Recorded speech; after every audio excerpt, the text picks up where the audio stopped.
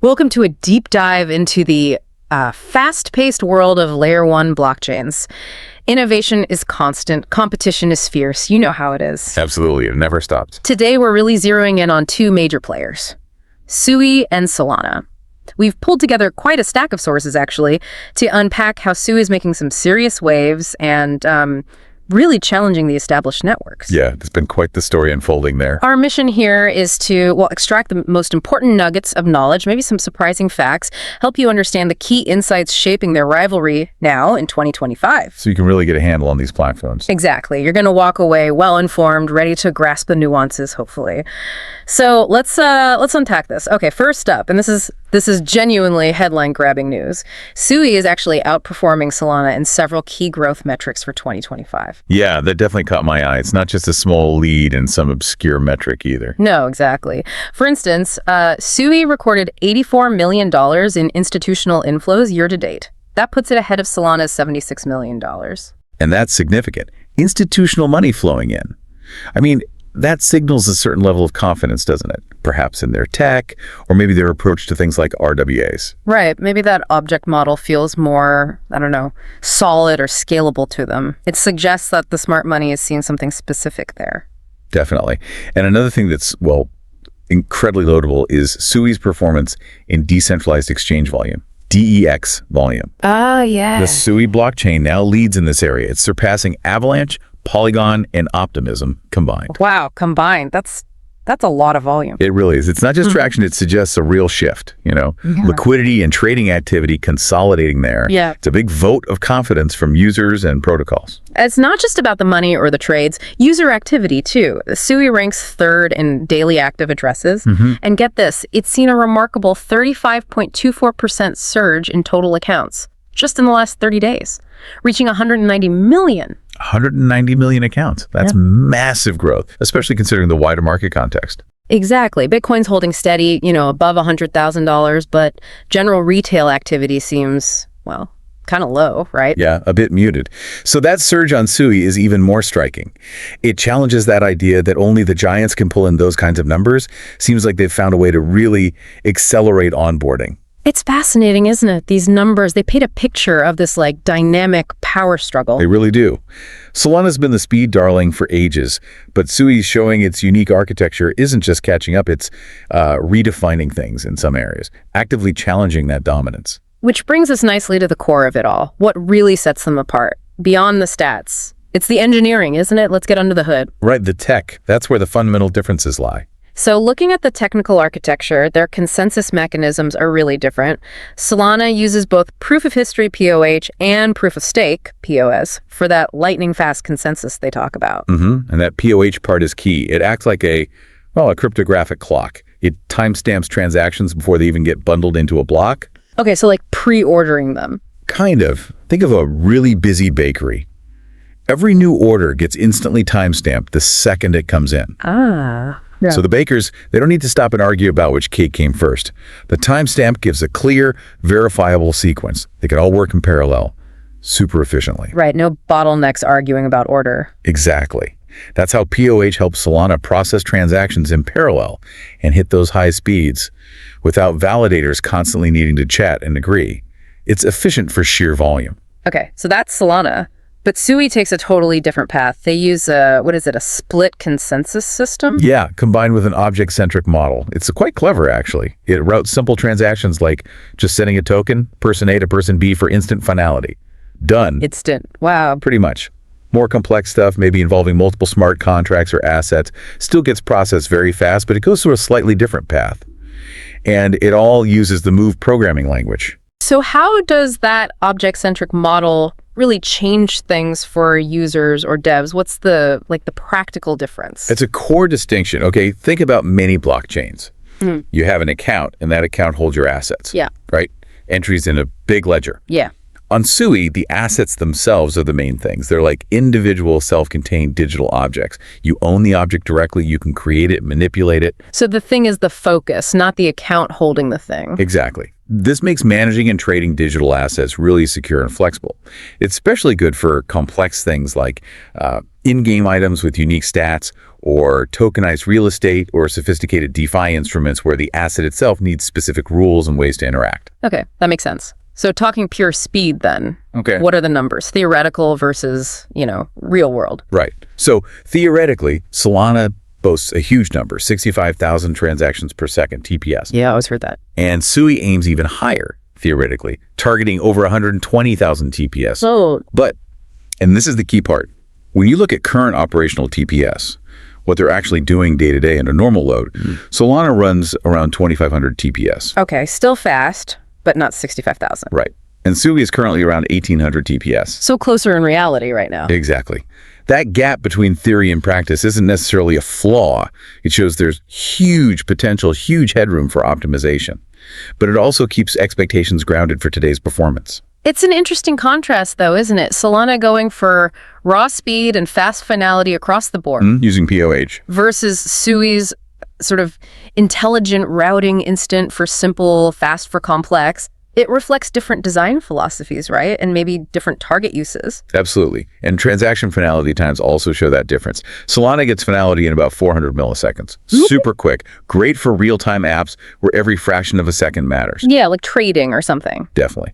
SUI, well, it offers immediate finality for those simple transactions we talked about. And for the more complex ones, it's about 3 seconds or maybe around 500 milliseconds sometimes. Still very fast, but different profiles. What about fees and network stability? Because Solana had some issues there in the past. Good point. Fees on Solana are typically tiny, like way below 0.001. Very cheap. Yeah. SUI's average is a bit higher, around 0.005, still very low compared to, say, Ethereum Layer 1. Yeah. And yes, Solana has definitely worked hard on resilience. They introduced something called QUIC communication. QUIC. Yeah, think of it like a modern internet protocol built for speed and reliability. It's designed specifically to cut down on network congestion and improve how data gets transferred between validators. It was a direct response to those outages they had back in 2022, 2020. Okay, so they've actively addressed that. And development languages both use Rust, right? They do, yeah. Yeah. Rust is popular, powerful. But SUI also has its own language, Move. Right, Move. And Move, with that object-based model we discussed, is apparently particularly well suited for games and these like asset-rich dApps where you have lots of complex items. Whereas Solana is maybe more general purpose, DeFi, NFTs, those real-time apps. Broadly, yes. Solana focuses widely on DeFi, NFTs, real-time applications. So it's not just about who's fastest overall, it's how these core design choices shape what kind of apps really thrive on each platform. Which is a perfect lead-in to the ecosystem, because SUI's DeFi scene is, well, it's flourishing, isn't it? Oh, absolutely flourishing. The total value locked, the PVL on SUI, it surged dramatically. It went from maybe $25 million at launch. Peanuts, relatively speaking. Right. To over $2 billion by May 2025. $2 billion. Yeah. And that positioned it as the third largest non-EVM chain by TVL. Okay, non-EVM. For people listening, EVM is the Ethereum virtual machine. Lots of chains are compatible with it. So SUI being non-EVM and growing that fast is pretty notable. Extremely notable. It means it's succeeding based on its own unique tech stack, not just riding Ethereum's coattails. It even surpassed projects like Avalanche and Polygon in TVL by June 2025. That's incredible growth. What about stablecoins and DXs? Also, explosive growth there. Stablecoin volume jumped from $400 million in January to nearly $1.2 billion by May 2025. Wow. Monthly transfer volume, over $70 billion. And the cumulative DAX volume on SUI has blown past $110 billion. Average daily DX volume is around $250 million. Those are serious numbers. It points to a really active liquid financial ecosystem building up there. Definitely. It's not just theoretical value locked, it's actual usage. Within that ecosystem, we're seeing some interesting protocols pop up. You mentioned DXs like Cetus. Yeah, Cetus uses a concentrated liquidity model, kind of like Uniswap v3 on Ethereum. And then there's Turbo's Finance, which got known for supporting meme tokens too. Always need meme token support. Apparently so. And beyond DXs, you have strong lending protocols. Like SUI, they have this cool instant unstaking feature for liquid staking tokens. Oh, interesting. And NEI protocol, which was like the first native liquidity protocol on SUI. So you're seeing innovation, not just copies of things from other chains. They're using SUI's features. Right. And it's not just DeFi, is it? The ecosystem seems broader. No, definitely not just DeFi. That versatile architecture supports a lot more. We're seeing social dApps like Relate Protocol. A whole bunch of wallets are supporting SUI now, including big names like Phantom and Ledger. Okay, good wallet support is crucial. Absolutely. And bridges like Wormhole for connecting to other networks, Ethereum, Solana, etc. Plus, lots of developer tools to keep the innovation coming. It's building out into a really holistic ecosystem. So, okay, we have this impressive tech, this booming ecosystem.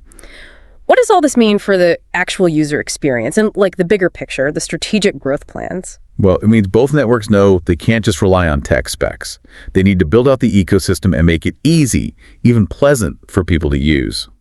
SUI, for example, seems very focused on strategic moves to connect with traditional finance, Web 2, basically bridging into the mainstream. Yeah, I noticed that. Their partnerships seem quite deliberate, like fire blocks for institutional custody. That's a big deal for attracting serious players. Huge deal. And 21 Shares developing financial products on SUI, pushing RWA tokenization. They even filed for a spot SUI ETF with NASDAQ, a 19B4 filing. An ETF filing, that screams mainstream ambition, doesn't it? It really does. And there's more. Ondo Finance launching tokenized U.S. Treasuries on SUI. Athex Exchange looking at on-chain fundraising. Even a partnership with Microsoft, exploring enterprise uses. Microsoft, okay. I chose a clear strategy. Yeah. Integrate with the established financial and tech world, build legitimacy, attract institutional capital, not just stay in a crypto silo. And for regular users, anything making it easier to get started? Yes, ZK Login, that's a big one. It lets users log into dApps using familiar things like their Google account. No need to immediately grapple with seed phrases and new wallets. Ah, that lowers the barrier to entry significantly. Like for onboarding people who aren't crypto natives yet? Exactly. That's how you potentially get to the next billion users. And for developers, they're running things like the Move Accelerator program, hackathons, fostering that virtuous cycle of growth they talk about. Get devs in, they build cool stuff that attracts users, which attracts more devs. Right, the flywheel effect. Precisely.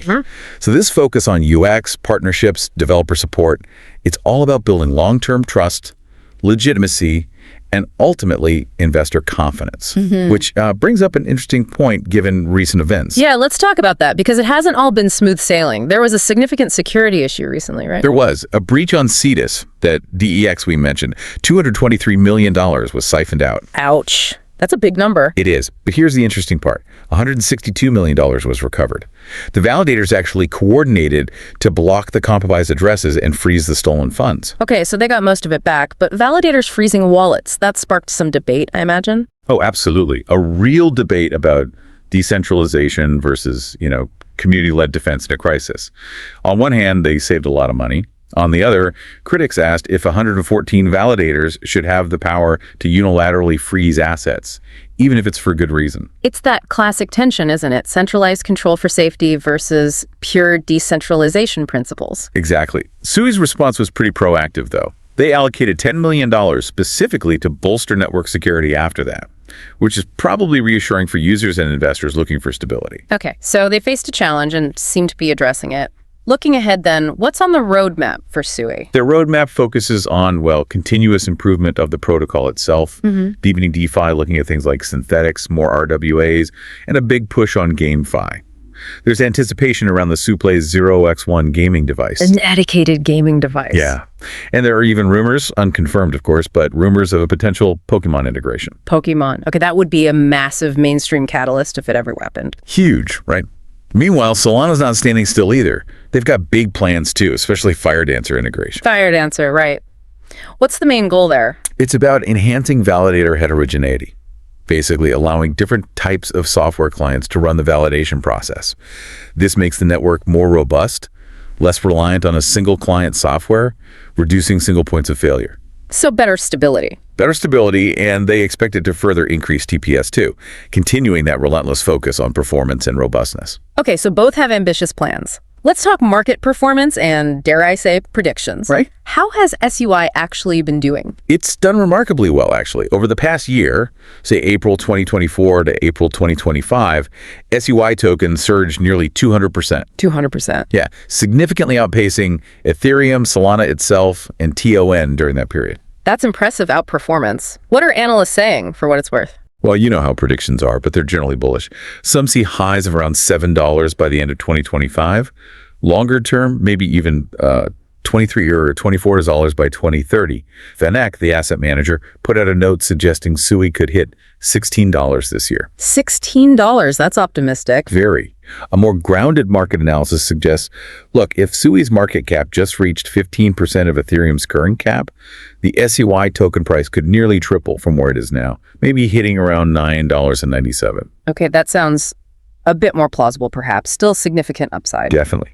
And studies have even shown that adding just a small, like 1% allocation of SUI to a traditional investment portfolio could actually improve risk-adjusted returns. Yeah. Suggests it might be a decent diversifier. Interesting. So connecting this back, that 200% surge isn't just random market noise, is it? Probably not entirely. It seems to reflect how their unique tech, that object model, the partnerships, the ecosystem growth, how it's all translating into real traction and, importantly, institutional interest. It feels like market validation for their different approach. So we've really covered a lot of ground here. We've deep dived into this fascinating competition, SUI versus Solana.